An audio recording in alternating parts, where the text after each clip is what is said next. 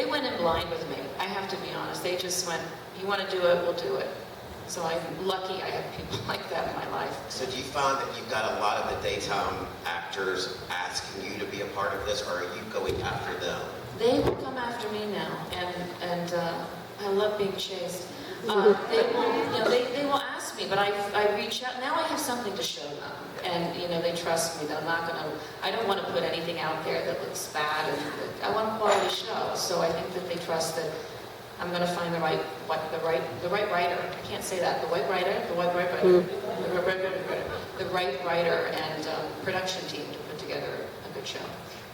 It seems, and correct me if I'm wrong, because I've got two pros on the stage right now, but I've always heard that like daytime soaps, you have to memorize so many lines of dialogue every day that it's like the hardest acting job you can have. So is it coming to this web series, is it kind of like a vacation? Is it easier for them? No, we shoot very fast. You do? We do. I'm not giving them any. There's no break here. We shoot it like a film, so we have a long. The setup takes a while, and the scenes might be 3 pages long, but so they have a little more time to learn their lines. But we might shoot. I think going into Venice season 4, we're shooting about 18 pages a day. With season 3, we're shooting 35 pages a day. So I really. How many hours a day is that? That was a long day. And they still came back. But I'm trying to make it easier on them, so we'll see. It's an experiment. Yeah. I have a question for both you and Krista. How is it to be a woman in the internet game? I know it's very aggressive, and you're dealing with, as we were speaking a little bit before, people who are into, again, gaming and, kind of intense competitive competition for eyeballs. How is that to be a woman in that game? I'll answer that one because I'm the techie. What we found is that it's a little bit like, has anybody ever had to try to hook up a television antenna? And you go to Radio Shack and you buy and the guy stands there and goes, you have no idea what you're doing. When we deal with the streaming companies and the payment gateway companies, we actually got that, because there's 5 women in the background who do all this, and yeah, we got a lot of the whole, there's no way you can know how this works. And we're going, no, we actually do know how it works. This is why we're asking you these questions. We're not just going to take your word for it. So that's what we found on the technical side of it. I don't know about we didn't really find that on the production side of it. I think just generally speaking, we got a lot of, let us talk you through it, and we're naive, we don't know business, and she sells like billions of dollars of ads every year on broadcast television. But the technical part of it was definitely something that we had to learn because it's ever changing.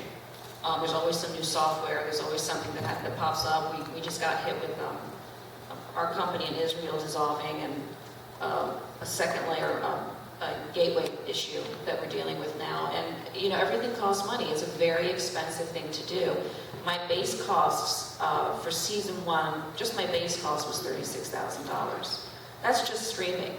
That's not production. That's just for the end. It's an annual cost. That's just a base cost for Venice, and then everything on top of that is production. And when you're dealing with LA County, I rolled. That's right. The permits, the insurance. We do everything by the book. We were signatory with the unions. The unions were fun to figure out. They were loads of fun. We got a lot of condescending emails, and like we're trying to screw them over. It's like, no, I'm happy to put the ampersand instead of the and. I just don't know the difference. That's all. It's one of those things where you just sort of bite your tongue and you go, yes, ma'am, please tell me what it is I need to do to make this right. And it's been a great education over the course of 3 years. And now I think they trust that we're not trying to get away with anything. We really want to take care of their directors, and we want to take care of their actors and writers. And so our relationship is good now, but it was 3 years of basically being talked to you like you're an idiot. And that's by other women, too. That's not just by women. It's like, oh, okay. But I think that's because I'm an actor. I think it was less about being a female and more about being an actress. I have a question. Y'all, ladies and gentlemen, can I introduce the question asker? This is Miss Mink Stoll. Who is our tomorrow night special guest. I'm special, I gotta. I wanted to know if the fact that people are now starting to watch things online more, like Netflix and Hulu Plus, if that's having any effect on what the length of your show can be, on what the length of what people are able to watch your episodes. I know that I have two kids, a 12 and a 9-year-old, and they spend most of their time on Netflix and Hulu. And we have a smart TV, so we watch everything, there, pull it off YouTube. I definitely think it's helping. Those kinds of shows being made is helping helping people to sit and stay online. And the quality, I think, is good. It's really how you shoot it.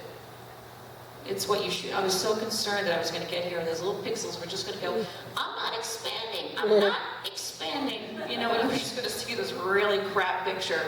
And there were areas where I would adjust. There was a glare in that one scene, which wasn't there online. So it's one of those things where I make a mental note and I go, okay, well, we need to see what that is and see what's happening with those cameras so that we can fix it next time. I think the link issue comes because people are watching it at work. I think because it's accessible everywhere.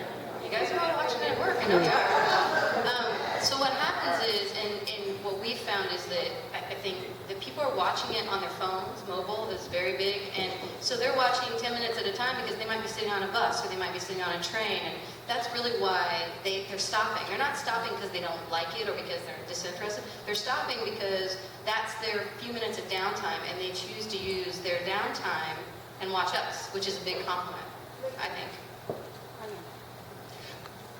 Cindy, you've got the roving microphone. If you've got a question, would you please raise your hand and Cindy is going to come to you and then she'll tell us.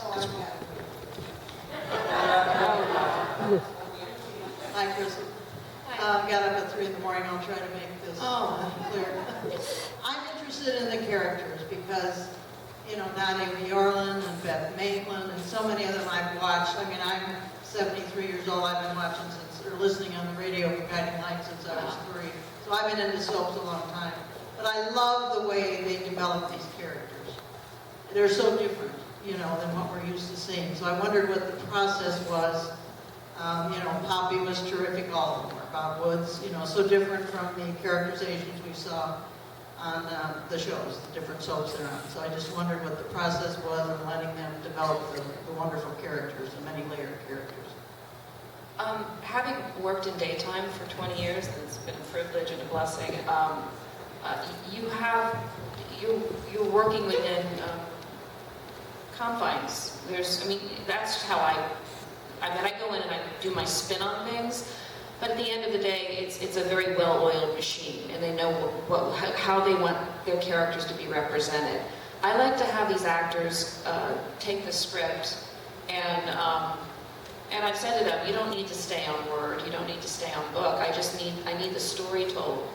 And they came in. I say this, but they didn't need direction at all. They came in with those characters. Nadia came in with the pink dress and the pink vest and the pink hat. And Beth came in with her. Woods came in with his character. They all came in and did their own thing. I did not have to say a word to them. Michelle Stafford called me because the character of Laura was going to be a little bit different. And she called me and said, I really think it should be like this. And I said, okay. And it was a completely different take on it. It was great. What she did was fantastic. So I get caught up in watching the actors. So that when I'm in a scene, I'm like, I'm the worst fucking actor on my show. But I'm going, oh, you're so interesting. I'm just totally thrown. But it is different, and they love doing it. I'm happy to say that at the end of every shoot, people are like, when's the next one? So I feel very, very lucky.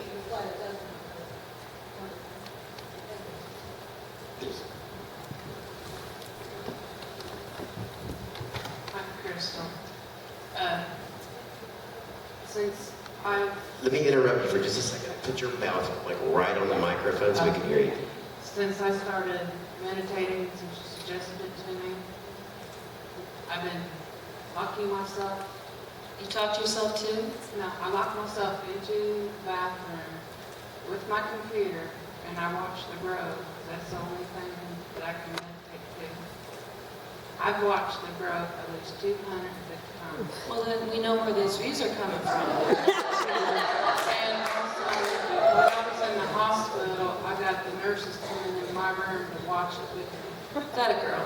And also I got them to read the book with me. Because they had to take my blood pressure 3 times in the first 2 chapters. Because I was so pissed off.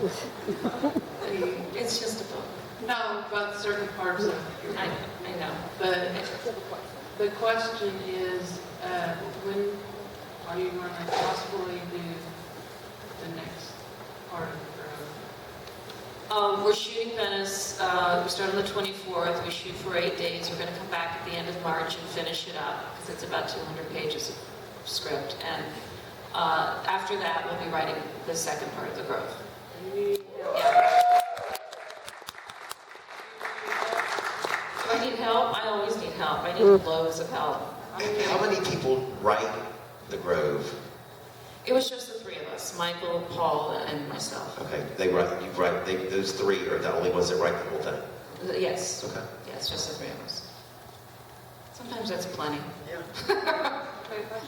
In a fantasy world, in a perfect world, like what would be your ultimate goal with, creating this content for the internet?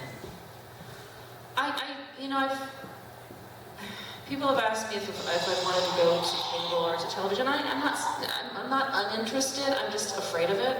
Having spent my career there, I don't want somebody telling me I can't do something. And I know I'm just a pig-headed Irish girl. That doesn't sit too well with me anyway.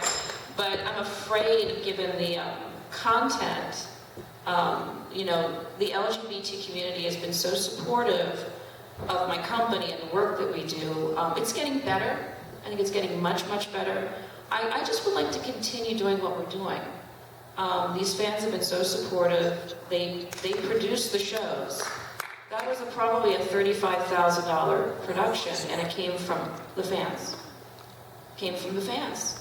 And when you say it came from the fans, you're talking about merchandise, sponsorship, and we did not have subscription for The Grove. That's why we can put it up on YouTube for free. But it's every single one of these people who actually pay $25 to buy a T-shirt. It all came from them. That's it. incredible.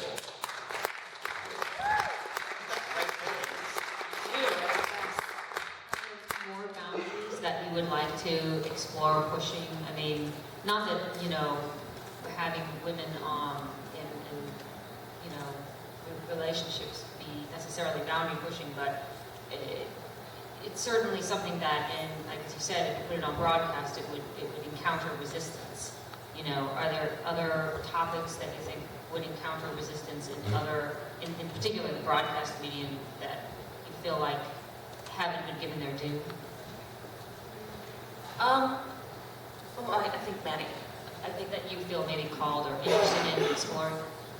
Right now I'm interested in I'm doing a reality sort of docudrama with 2 friends of mine and their relationship. I find relationships interesting and how different we all are. I find the differences in people fascinating.